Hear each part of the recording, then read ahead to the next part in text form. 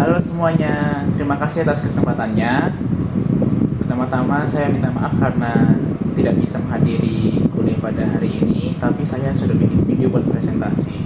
Jadi bisa ditampilkan oleh rekan-rekan satu kelompok saya. Jadi di sini saya akan membahas tentang laporan biaya kualitas, dan di sini saya langsung saja saya sambungin saya dengan di belakang 1003. Baik, saya langsung jelaskan ya. Laporan biaya kualitas itu ada tujuannya beberapa. Yang pertama itu untuk menampilkan pentingnya biaya kualitas berdasarkan kategori, serta membiarkan manajer untuk menilai dampak finansial untuk biaya-biaya kualitas dari setiap kategori. Lalu yang kedua, tujuannya itu adalah untuk menunjukkan distribusi biaya kualitas dalam setiap kategori, serta membiarkan manajer untuk menilai tingkat kepentingan relatif dari setiap kategori. Jadi kayak kalau biaya ini dihilangkan atau dikurangin, apakah relatif atau penting, apakah bermanfaat untuk kualitasnya produk atau tidak. Lalu kita ada membahas acceptable quality level atau tingkat kualitas yang bisa diterima. Jadi kayak seberapa bagus sih kualitasnya ini, kalau segini kualitasnya apakah bisa kita terima, apakah layak untuk dijual produknya atau tidak. Nah, AQL atau acceptable quality level ini merupakan biaya yang optimal antara biaya-biaya pengendalian atau biaya-biaya karena kerusakan atau kegagalan. Jadi kita mencari tahu biaya yang optimal, biaya yang tepat, yang kayak pas gitu untuk biaya pengendalian, biaya kontrol, atau biaya kegagalan untuk menanggulangi atau mengatasi masalah. Oke, lalu ada nih pertanyaan, apakah ada masalah dengan ACL sehingga beralih ke AQL? Jadi ACL itu merupakan metode yang lama, yang jadul. Terus kenapa harus beralih ke AQL yang versi sekarang? Nah, AQL ini lebih efektif dan juga bisa memproduksi dalam jumlah kecil, jadi nggak ada buang-buang uang secara berlebihan. Jadi biaya-biaya yang nggak perlu itu bisa ditekan. Lalu produksinya itu dalam jumlah kecil berdasarkan barang yang rusak saja. Lalu ini kita ada grafik ya rekan-rekan. Mungkin bisa ditunjukin juga dari kanvanya kalau misalnya ini nggak jelas atau terlalu kecil. Lalu saya jelaskan ya. Jadi di grafik ini kan ada anak panah yang atas itu quality foregone atau failure accepted. Jadi kayak di sini ceritanya kalau misalnya kualitasnya nggak kayak biaya kualitasnya itu nggak terlalu dipikirkan, nanti jadinya biaya buat mengatasi masalah jadinya tinggi. Tapi kalau yang anak panah yang bawah itu, kita itu bisa menerima tingkat biaya itu kalau misalnya biaya kualitas sama biaya kontrol itu bisa kayak bersilangan gitu. Jadi kayak ada pertemuan. Nah, itu bisa titik temunya itu titik yang bagus untuk biaya-biayanya. Lalu biaya kualitas diterima ketika kedua garis biaya perbaikan kerusakan dan biaya kontrol bersilangan. Next, kita akan membahas tentang zero defects model atau model dengan nol kegagalan atau nol kecacatan. Jadi di sini kita mencoba sebuah klaim kalau biaya yang keluar itu bisa bermanfaat untuk mengurangi produk yang tidak sesuai, sehingga nggak ada lagi produk yang cacat atau rusak yang dihasilkan. Jadi di sini kayak tujuannya itu supaya nggak ada produk yang gagal, nggak ada produk yang rusak. Next, nah ini ada beberapa cara untuk mengurangi biaya kualitas, yaitu yang pertama melakukan serangan langsung terhadap biaya kegagalan untuk menurunkannya hingga nol. Jadi kita mencoba untuk nggak ada biaya kegagalan. Jadi nggak ada perlu biaya buat kayak kayak reparasi buat betulin produk yang rusak gitu. Lalu investasikan juga pada aktivitas pencegahan yang tepat untuk mendorong perbaikan. Jadi lebih baik kita ada biaya keluar untuk mencegah terjadinya kerusakan daripada keluar biaya untuk memperbaiki kerusakan. Habis itu yang ketiga ada kurangi biaya penilaian atau appraisal seiring dengan hasil yang telah dicapai. Jadi seiring berjalannya waktu kan kita lebih banyak kayak tahu produk ini ternyata lebih sedikit yang rusak. Kalau gitu berarti kita juga bisa mengurangi biaya buat inspektur atau ahli buat ngecek ngecek produk yang dihasilkan itu loh. Soalnya kemungkinannya barangnya rusak itu udah semakin sedikit. Jadi untuk apa kita buang-buang uang terus-menerus untuk bayar inspektur itu. Lalu yang berikutnya, yang terakhir adalah evaluasi secara terus-menerus dan arahkan kembali upaya pencegahan untuk mendapatkan perbaikan lebih lanjut. Next, ada juga strategi untuk mengurangi biaya yang didasari dari paham kalau yang pertama ada akar permasalahan dari setiap kegagalan produk. Jadi produk itu gagal kenapa? Pasti ada alasannya, pasti ada masalahnya kenapa. Lalu yang kedua, penyebab masalahnya itu pasti bisa dicegah. Nah itu kita harus cari tahu dari jauh sebelum kita kayak produksi, sebelum kita menjual itu kayak apa aja sih masalah yang bisa kita cegah, terus kita cari tahu. Lalu yang ketiga dan terakhir, tindakan pencegahan itu lebih murah daripada biaya untuk mengatasi masalah atau memperbaiki masalah yang datang. Oke. Lalu ini ada grafik lagi. Nah, di sini grafik dari zero defects model. Jadi di sini ceritanya itu kalau misalnya control cost decrease as percentage of defects decrease. Jadi kayak biaya buat pengendalian itu berkurang seiring berjalannya produk-produk yang rusak itu berkurang. Jadi kayak kalau misalnya produknya kita yang jelek, yang cacat, yang rusak itu sedikit, kalau semakin sedikit berarti biaya untuk pengendalian itu kan juga lebih berkurang. Nah, itu maksudnya.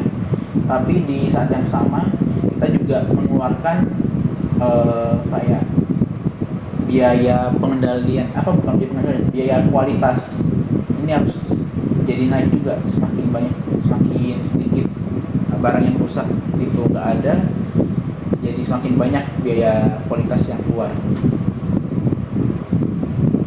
Oke, habis itu kita masuk ke ABM dan Optimal Quality Cost.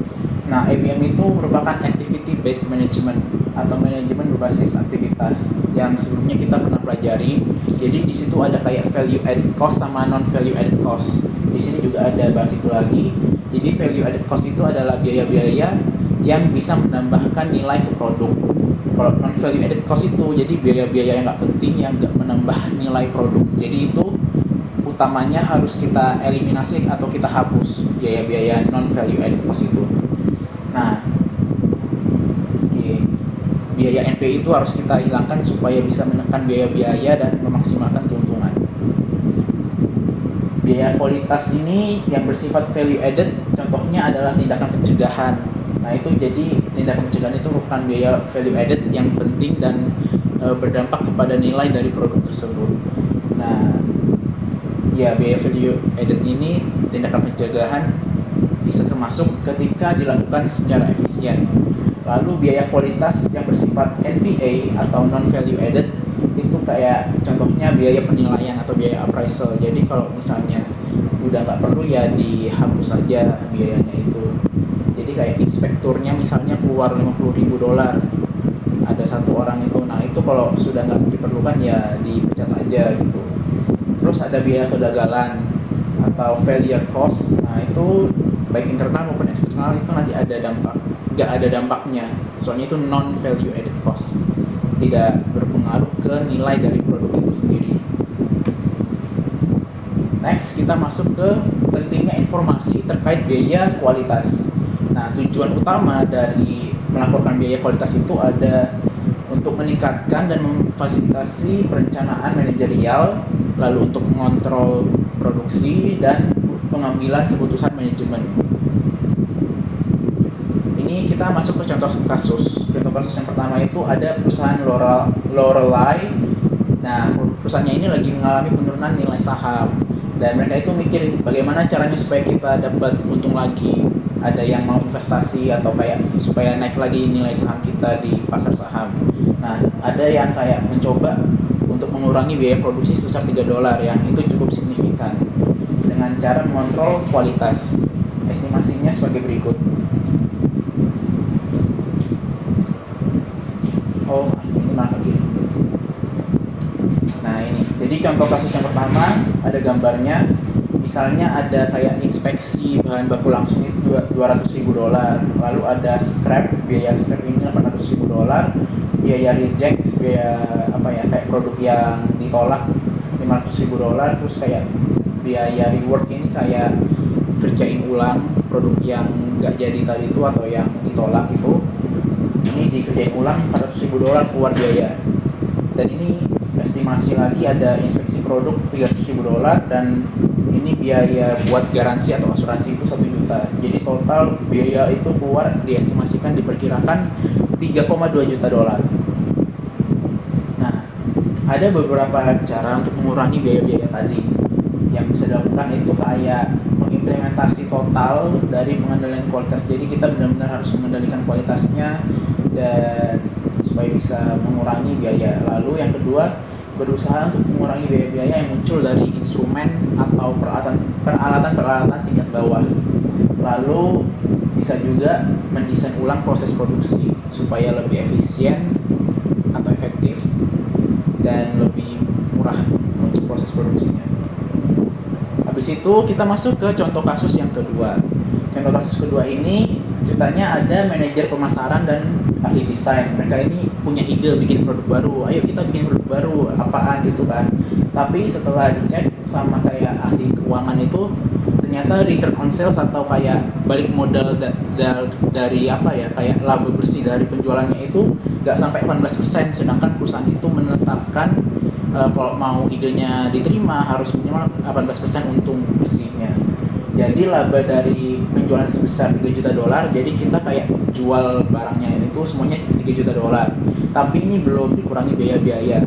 Nah, setelah kita kurangi biaya-biaya yang ternyata $2,7 juta, kita ada laba bersih $300.000. Nah, itu kan 10% dari penjualan bersih tadi. Jadi kayak di bawah 18% kan. Nah, itu ditolak perusahaan. Terus gimana nih solusinya? Mereka mikir kan, si manajer pemasaran dan ahli desain ini, mereka mikir, muter otak mereka muter otak gitu kan, mikir gimana nih kayak kita desain ulang produknya supaya lebih lebih sedikit biaya yang keluar. Nah, terus berhasil lah mereka melakukan hal tersebut. Kali ini mereka bisa menghapus biaya scrap dan biaya reward, serta inspektur produk yang bertugas itu dikurangin 1. Yang inspektur produk ini keluar uang $50.000.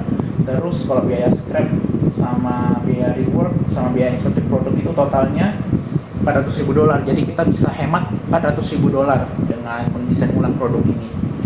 Jadinya laba bersih itu di akhir $700.000 dari $3 juta, sekitar 20%. Nah, ini kan udah di atas 18%. Jadi kali ini ide buat bikin produk baru diterima oleh perusahaan. Ini contohnya tadi saya lewatin yang versi pertama. Jadi misalnya kan penjualan $3 juta, terus ada biaya bahan baku langsung ini tetap $800.000, terus biaya tenaga kerja langsung tetap $400.000, tapi biaya scrap sama biaya repair work jadi hilang, terus biaya inspection tadi $350.000 jadi $300.000. Jadi kayak kita hemat $400.000 lah intinya, dan kita dapat laba bersihnya itu perkiraan $650.000. Akan disampaikan oleh rekan saya Angelin. Terima kasih sudah mendengarkan dan maaf sebelumnya jika ada salah kata atau perbuatan. Terima kasih.